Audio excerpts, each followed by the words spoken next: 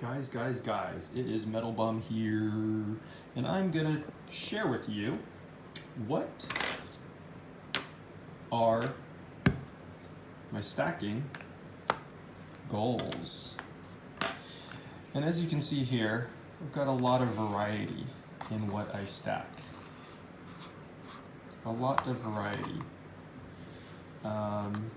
But if you really look at it deep down, there's a method to this madness.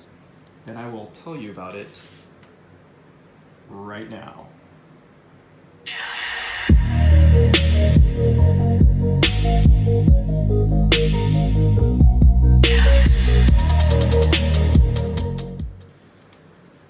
Guys, what is up? It is Metal Bum here.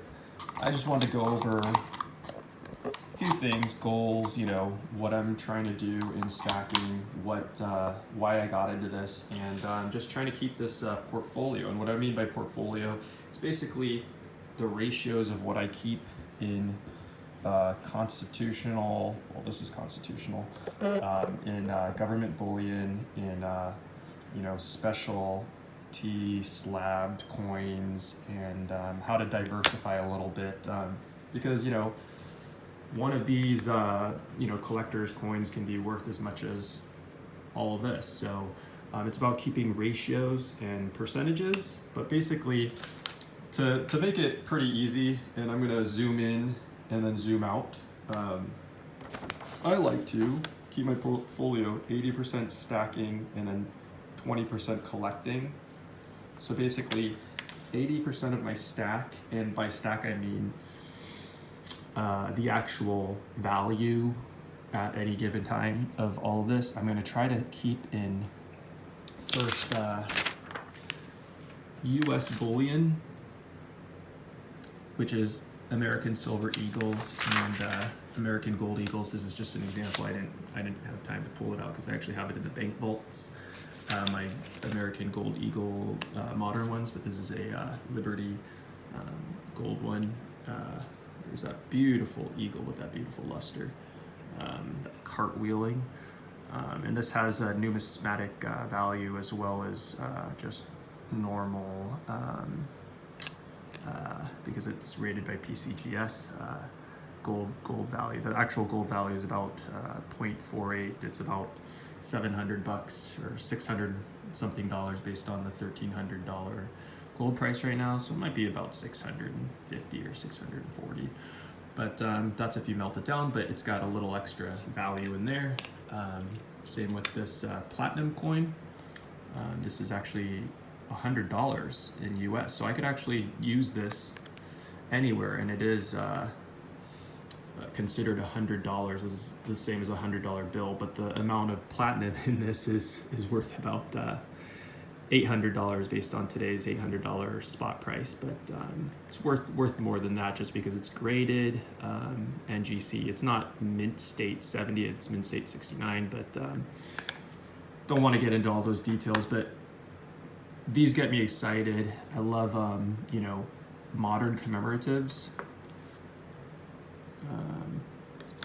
So this kind of keeps my collecting spirit up because I try to do 10% collecting. So by collecting, I'm going to get into US commemoratives in different countries, and then 10% is miscellaneous non-government coins and rounds actually, and specialty pours, community bars. These can be collector coins and bars and rounds, not coins, sorry, coins would be government, and just things that make me happy. I want to get some of these cool things that I've been seeing on other people's channels, but the majority of what I'm into is, wow, that's a hefty 25 Canadian, and I didn't even want to open this because that's the Royal Canadian Mint symbol right there.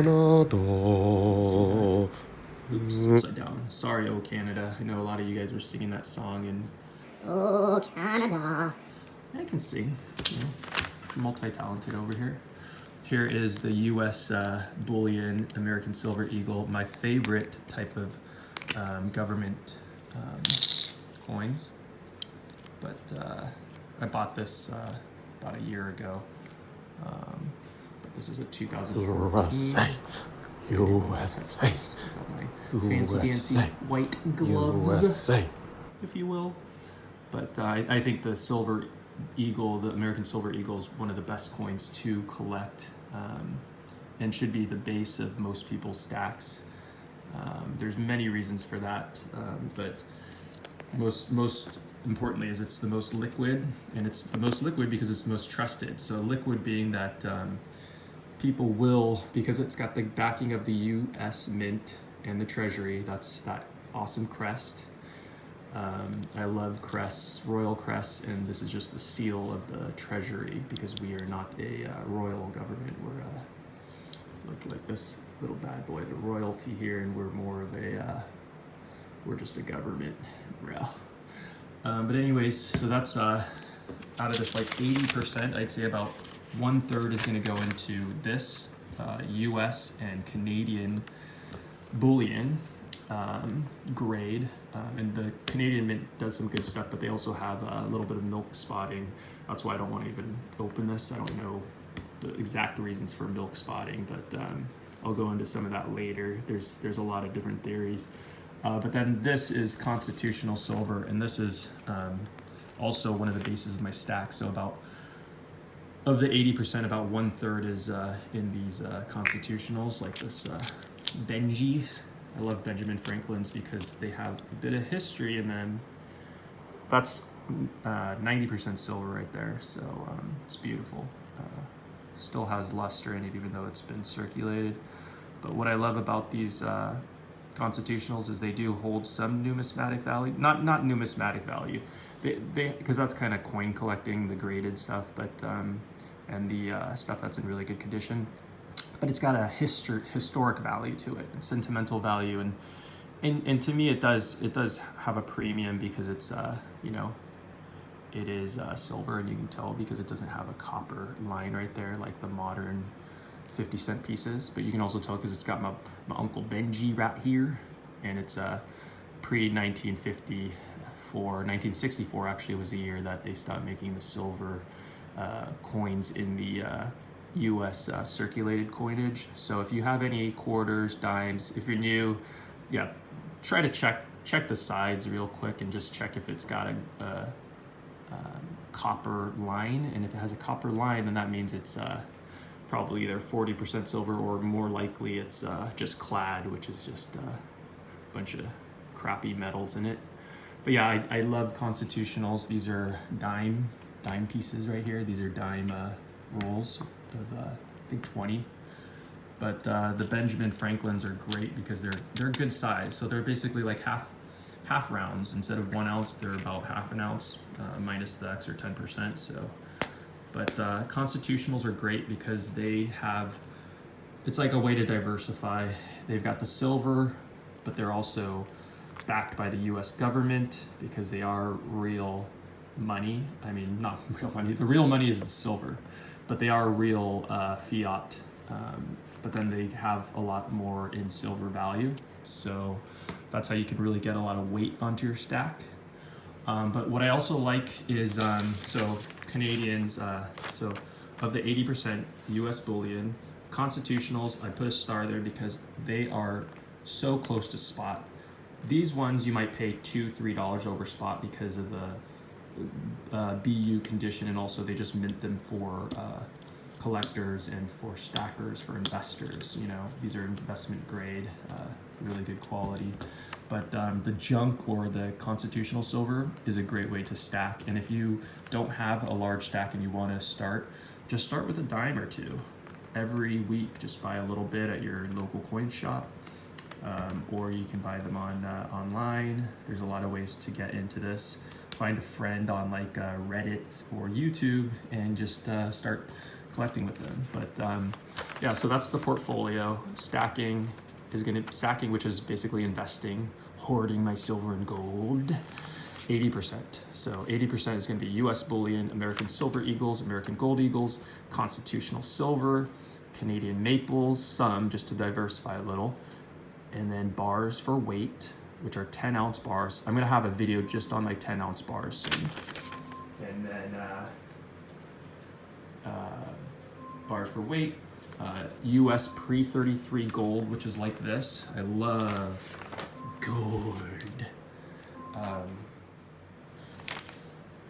You know, I do like, I like to collect a lot. So this keeps me kind of more into it, because if you're just stacking this and this, it can be a little daunting, and then the weight, just collecting silver bars, it just isn't as fun.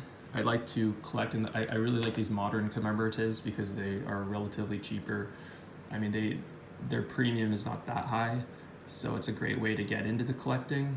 And then later you can get into like more expensive coins as you learn, but always do your own research before you get into something major. Like even this one, like it says first release, like as if that's something really good.